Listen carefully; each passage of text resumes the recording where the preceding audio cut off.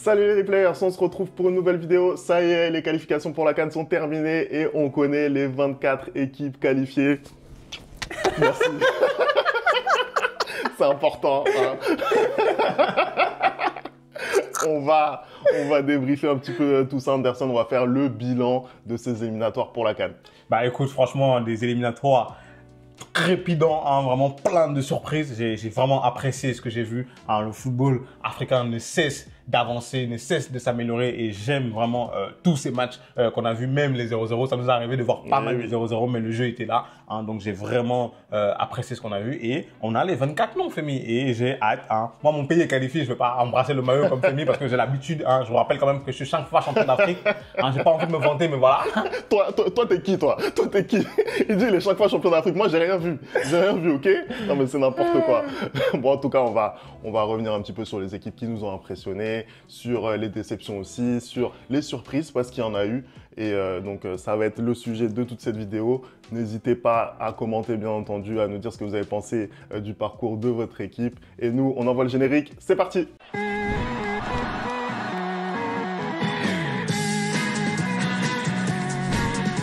On commence tout de suite cette vidéo, on va revenir bien entendu sur ces éliminatoires pour la CAN. J'aimerais tout de même vous rappeler hein, que au-delà de l'actualité du football africain sur la chaîne, on évoque l'actu du Paris Saint-Germain, du Real Madrid tout au long de l'année. Donc si ce contenu vous intéresse, n'hésitez pas à vous abonner, hein, ça nous fera grand plaisir. Et donc, on va pouvoir débuter, Anderson. Hein. On va vous mettre la liste des 24 qualifiés. Est-ce que tu peux nous la détailler, Anderson, s'il te plaît? Bah, écoute, commençons par les qualifiés. Hein. Bien évidemment, le pays hôte, donc le Maroc hein, est qualifié. Le Burkina Faso, le Cameroun, paix, travail, patrie. Hein. Algérie, on a le Congo aussi. La République démocratique du Congo, je précise, parce que l'autre Congo, voilà. On a le Sénégal, on a l'Égypte, on a l'Angola, on a la Guinée équatoriale, la Côte d'Ivoire, qui est championne d'Afrique. Hein. On a le Gabon, on a l'Ouganda, l'Afrique du Sud, la Tunisie, le Nigeria qui est arrivé en finale de la dernière CAN. On a le Zimbabwe, la Zambie, le Mali, les Comores, le Soudan, le Bénin,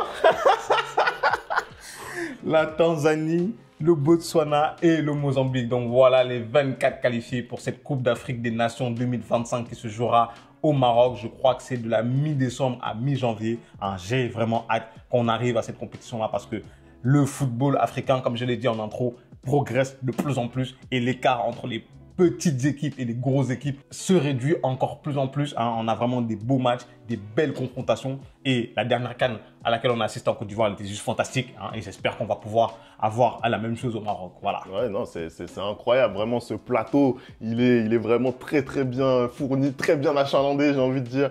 Quasiment tous les favoris sont au rendez-vous de cette CAN. On aura l'occasion de revenir sur ceux qui vont louper la fête au Maroc. Mais en tout cas, je pense que l'essentiel est là. Maintenant, on a hâte d'y être. C'est dans plus d'un an, mais on va quand même essayer dans cette vidéo de se projeter un petit peu. Anderson, je vais te demander déjà sur le parcours. D'ailleurs, ça a été un parcours d'éliminatoire très ramassé, hein, puisque ça a commencé en septembre et ça s'est terminé en novembre. Quelles sont pour toi les équipes qui t'ont impressionné?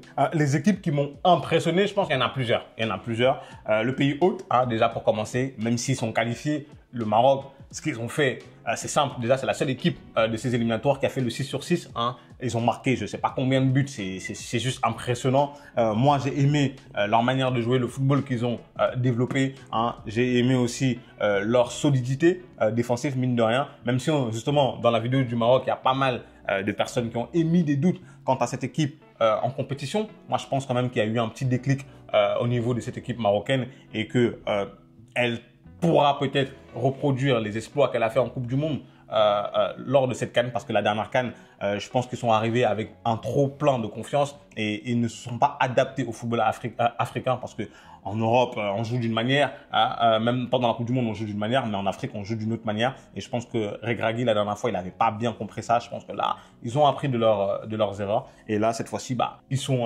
revenus. Les qualifications se sont super bien passées.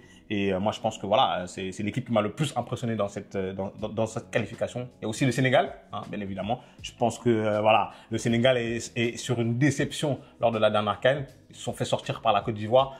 Moi, je pense toujours, jusqu'à aujourd'hui, même si tu n'es pas d'accord avec moi, que c'était un problème de coach. Hein. Et les Sénégalais nous l'ont bien fait comprendre dans les commentaires. Merci d'ailleurs, hein, merci. Parce que non, mais je vois que je suis tout seul dans mon club. Je vois que je suis tout seul. Mais il n'y a pas de souci. Femi qui est ici présent voulait me dire que c'était pas la faute d'Aliou Cissé. Moi, je lui ai dit que c'est la faute d'Aliou Cissé si le Sénégal s'est fait éliminer de cette manière-là face à la Côte d'Ivoire. Mais ils sont en train de très bien revenir. Je crois que c'est la deuxième équipe qui a fait quoi? Ils ont fait 4 victoires et 2 nuls ou 5 victoires et 1 nul. Je me souviens plus trop pour le Sénégal, mais en tout cas, ils n'ont pas perdu. Ils ont marqué énormément de buts aussi. Du très beau football. Là, Pape Thiaw, hein, merci pour la personne d'ailleurs qui m'a corrigé sur la prononciation. Hein. Donc, Pape Thiaw a fait pas mal de changements là. On est revenu à un système 4-2-3-1 ou 4-3-3 hier qui a l'air de plaire aux joueurs, hein, qui a l'air de faire plaisir à cette équipe sénégalaise et on espère que ils vont aller le plus loin possible. Dans les équipes qui impressionnent, Femi, il y a aussi l'Algérie. Hein. L'Algérie qui fait 5 victoires, un match nul, qui est très très bonne, qui marque 16 buts, qui encaisse uniquement 2 buts. L'Algérie aujourd'hui, elle est sur, je crois, 2-3 déceptions en compétition officielle de CAN où ils sortent au premier tour. Hein. Coupe du Monde, ils ne se sont pas qualifiés. Malheureusement, ils sont tombés sur les Lions indomptables. Hein. Les Algériens, ils se souviendront. et là, on a l'impression qu'ils sont en train de revenir petit à petit. Ils ont un nouveau coach, hein, un nouveau système de jeu aussi.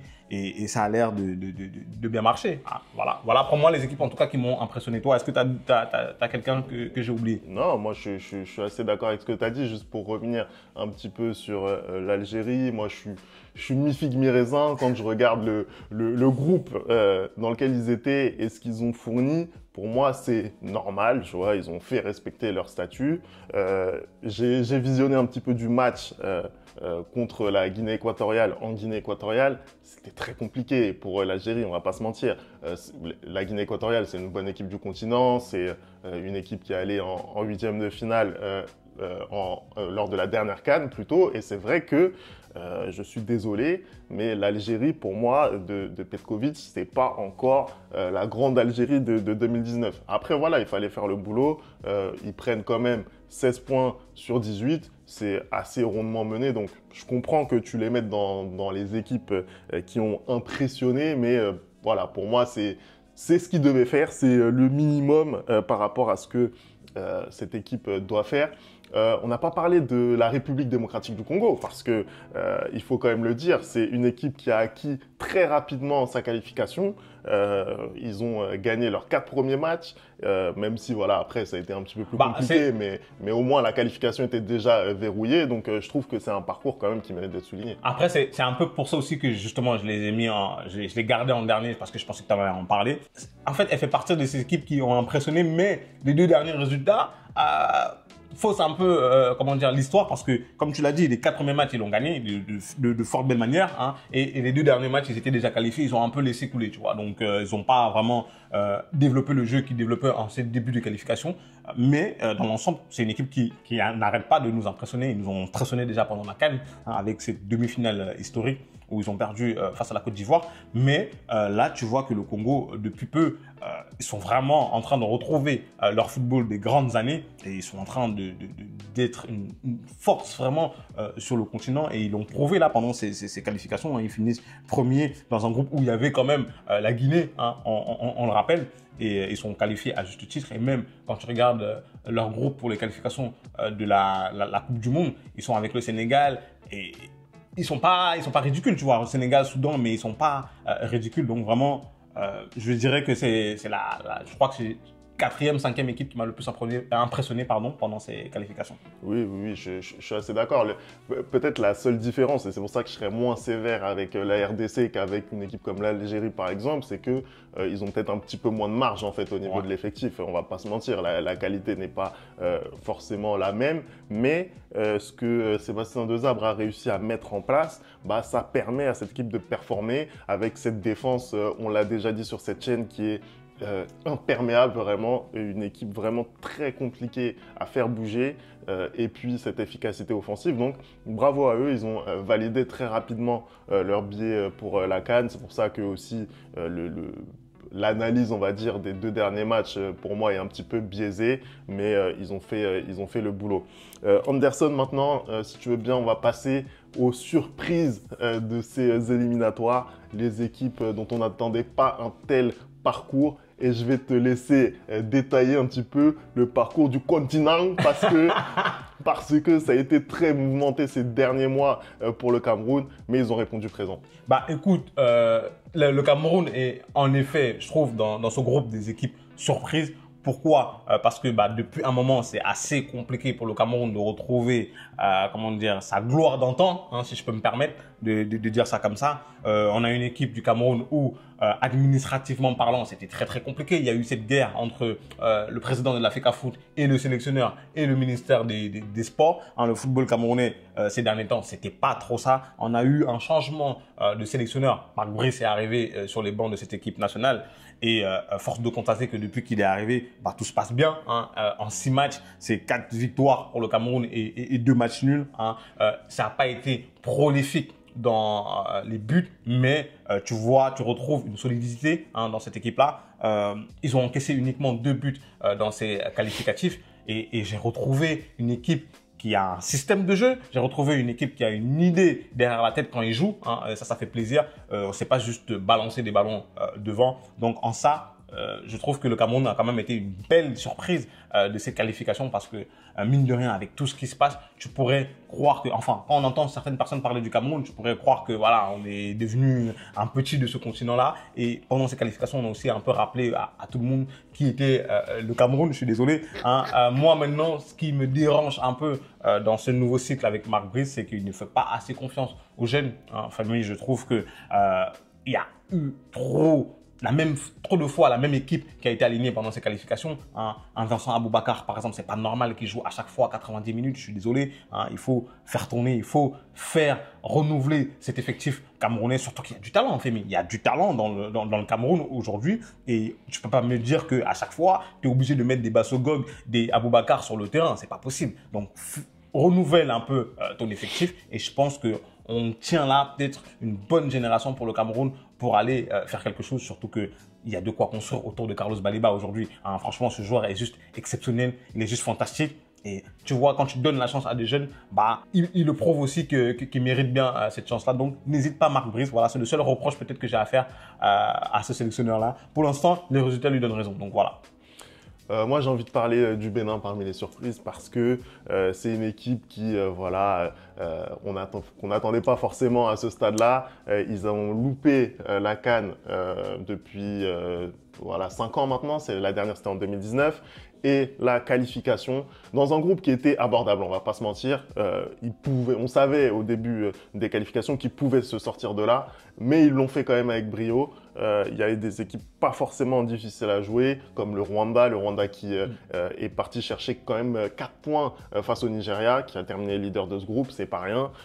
Et puis la Libye également, qui est une équipe pas facile à jouer. D'ailleurs, j'en profite pour dire que sincèrement, le comportement de la Libye, c'est juste n'importe quoi. Je suis désolé. C'est exécrable. Et le fait de cautionner ça, le fait que les instances cautionnent ça, c'est inadmissible. Non, mais déjà, on a un pas en avant quand on voit qu'ils ont perdu sur tapis vert face au Nigeria à 3-0.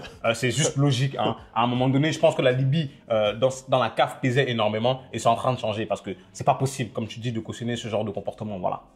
Anderson, les autres surprises pour toi, je sais que il y a l'Angola parmi les surprises. Est-ce que tu peux nous en parler, s'il te plaît? Écoute, l'Angola est en train de revenir sur le continent footballistiquement parlant. Hein. Déjà, c'est un pays que j'ai dans mon groupe de qualification de la Coupe du Monde. Hein. C'est très difficile. On a joué contre eux il y a pas longtemps. On a fait match nul. Ils sont très très bien placés pour les qualifications de Coupe du Monde et là ils ont réussi aussi à se qualifier rapidement dans ces qualifications de la CAN. Ils sont sortis quand même premiers de leur groupe, dans un groupe où il y avait le Soudan, le Niger et le Ghana, donc il n'y avait vraiment pas du petit monde, tu vois ce que je veux dire. Et finalement ils réussissent à avoir 4 victoires et 2 matchs nuls, hein, aucune défaite. Ils sortent avec 14 points, c'est très très fort, hein. C'est un football vraiment que moi j'apprécie parce que c'est du ballon au sol, hein, du jeu très très rapide, des dédoublements, hein, des appels en profondeur, des passes en profondeur. C'est une équipe qui a un style très espagnol, très portugais, si je peux m'exprimer ainsi, et très technique aussi. Et il faudra compter sur eux. Vraiment, ça a fait partie des grosses surprises de ces qualifications de la CAN avec les Comores aussi. Hein, les Comores qui sont en train de s'installer petit à petit sur le continent déjà à la CAN au Cameroun, malgré leurs fake news hein, sur le fait qu'on les a abandonnés sur l'autoroute, comme quoi, voilà, on a dû tricher pour battre le Comore. Mais vas-y, je vais rien dire. Hein, passons, on va oublier. Ils sont en train de s'installer sur le continent. Je crois que ça fait un moment qu'ils n'ont pas perdu hein, de match. Vraiment, cette équipe est vraiment impressionnante. Hein. Quand on voit le nombre d'habitants pour le talent produit, c'est juste fantastique. Hein. Donc, bravo à eux. On se rappelle quand même qu'ils terminent premier dans un groupe où il y a la Tunisie et la Gambie. Hein. C'est pas rien. Pareil, 3 victoires, 3 nuls, aucune défaite. C'est impressionnant, Femi. Moi, je te dis, quand j'ai vu le groupe dès le départ, je me suis dit que la Tunisie et la Gambie, voilà, ils allaient rafler ce groupe-là. Et finalement, non, c'est les Comores qui terminent premier. Donc, bravo à eux. Bravo à eux. On va passer maintenant aux déceptions parce qu'il y en a eu forcément hein, dans un parcours d'éliminatoire. Il doit y en avoir. Et comment ne pas parler des Ghana, les Black Stars, donc, qui ne vont pas participer à la CAN. C'est incroyable. Quadruple vainqueur de la compétition. C'est juste ahurissant. En fait, déjà, je ne sais pas ce qui se passe avec le Ghana depuis quelques temps. À un moment donné, je pense que cette équipe était la meilleure équipe africaine qu'on a eue depuis très longtemps. Hein. On rappelle quand même qu'ils ont failli faire une demi-finale. Hein. Si Suarez n'avait pas décidé de mettre voilà, sa main et de jouer au gardien. Et depuis, je ne sais pas ce qui se passe, Femi. Hein. Là, déjà, la dernière CAN, c'est eux qui ont créé cette faille spatio-temporelle où la Côte d'Ivoire, tout le monde s'est qualifié en même temps avec leur match nul absolument stupide. Hein. Ils n'arrivent pas à retrouver un niveau normal. Je n'arrive pas à concevoir que le Ghana, 4 fois champion d'Afrique, hein, les Black Stars, soit dans un groupe avec l'Angola, le Soudan, le Niger et il n'y a aucune victoire. 3 matchs nuls, 3 défaites. Mais c'est juste honteux.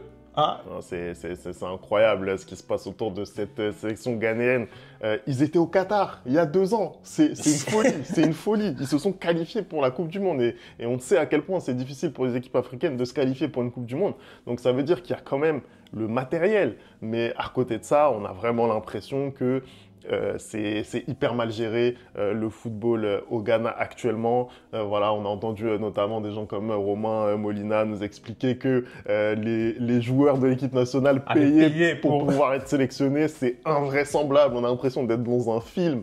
Mais oui, c'est vrai que c'est compliqué pour cette équipe ghanéenne qui va vraiment devoir se reconstruire après les générations dorées qu'ils ont pu avoir. Là, par exemple, c'est la fin pour les frères Ayou notamment. Il va falloir reconstruire. Mais en fait, c'est un échec total parce que pour le coup, regarde, je te parlais tout à l'heure, on disait par exemple le Cameroun qui a du mal à retrouver sa gloire d'antan. Mais je suis désolé, le Cameroun n'a jamais sombré comme le Ghana est en train de sombrer actuellement. C'est pas possible en fait. Tu es le Ghana, tu as quand même gagné la CAN 4 fois. Hein, tu as quand même des Asamoah Gyan qui font partie de ton patrimoine et toi tu viens leur foutre la honte comme ça sur le terrain. Je suis désolé, c'est pas possible. Hein, je ne manque pas de respect ni au Niger, ni au Soudan, hein, ni à l'Angola. Mais le Ghana qui sort de cette poule-là sans gagner de match, c'est absolument pas normal. Je suis désolé. Qu'ils se reprennent très vite en main, hein, que certains arrêtent de payer leur place sur le terrain parce qu'apparemment c'est le cas, mais ne pas avoir le Ghana dans une Coupe d'Afrique, je ne sais pas c'est quand la dernière fois qu'on a eu ça. C'est juste impressionnant en fait.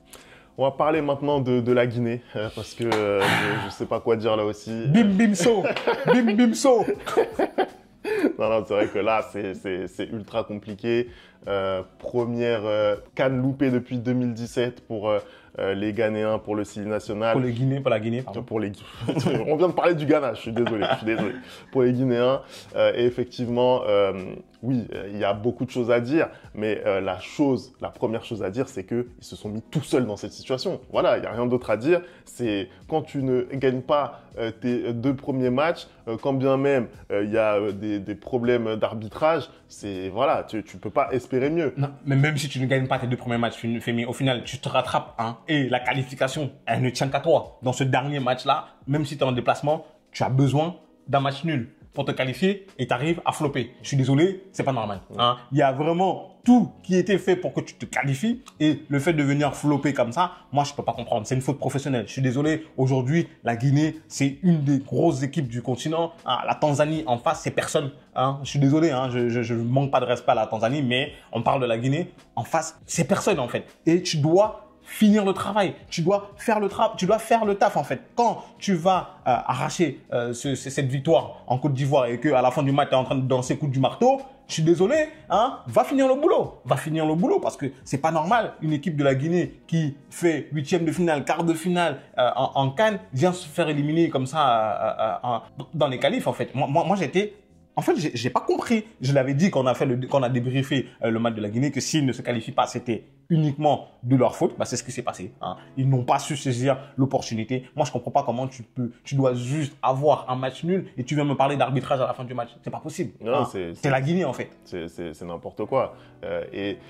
Ça remet aussi en cause tout ce qui s'est passé parce que voilà, tu l'as dit, ils ont fait quart de finale lors de la dernière CAN. C'était historique pour eux. Et encore une fois, on n'a pas compris toutes les décisions qui ont été prises et tu les payes aujourd'hui. Michel Dussuyer, c'est un coach qui a quand même de l'expérience sur le continent et notamment avec cette équipe de Guinée. Mais quand tu as un Kaba Diawara qui est local de l'étape, qui fait un travail incroyable, qui te permet vraiment d'avoir une solidité défensive à toute épreuve et que tu décides de le virer soi-disant parce que l'équipe au JO n'a pas fait le boulot. Non mais il faut arrêter, faut arrêter de se foutre de la gueule du monde. Je suis désolé, c'est honteux. Et au final, tu payes ces choix-là aujourd'hui, tu ne te qualifies pas pour la CAN et donc il va falloir maintenant tirer les leçons de cet échec. Anderson, on a fait un petit peu le tour hein, de ces qualifications. Maintenant, je vais te demander de te mouiller, hein, tu connais. Voilà, je vais te demander de sortir ta boule de cristal. Hein. Tu vas nous dire, pour toi, qui va gagner la CAN 2025 au Maroc. Voilà, c'est tout. Écoute, déjà là, tu me mets dans l'embarras. Tu me mets dans l'embarras parce que moi, déjà, j'aimerais dire que j'ai vraiment apprécié de suivre toutes ces qualifications. Vraiment, j'aime ce que je vois dans ce football africain depuis des années et ça fait plaisir. Maintenant, qui va gagner la CAN 2025 au Maroc, c'est compliqué parce qu'il y a le choix du cœur et il y a la raison. Hein. Le choix du cœur me dirait de dire le Cameroun, bien évidemment. Hein, mais je sais que voilà, on n'est pas encore à 100%, mais je sens qu'il y a cette possibilité qu'on revienne au premier plan. Maintenant, la raison est en train de me dire que on est sur une CAN à domicile. Hein, on est sur une CAN comme l'édition précédente où l'équipe qui reçoit a énormément de talent dans son équipe hein, et joue très très bien depuis quelques temps, hein, depuis un moment maintenant, même je dis de quelques temps, mais ça fait un moment maintenant qu'ils jouent très très bien. Et je pense qu'il est temps pour eux de confirmer. Et logiquement, hein, je pense que le Maroc, pour moi, va remporter la CAN chez elle, hein, même si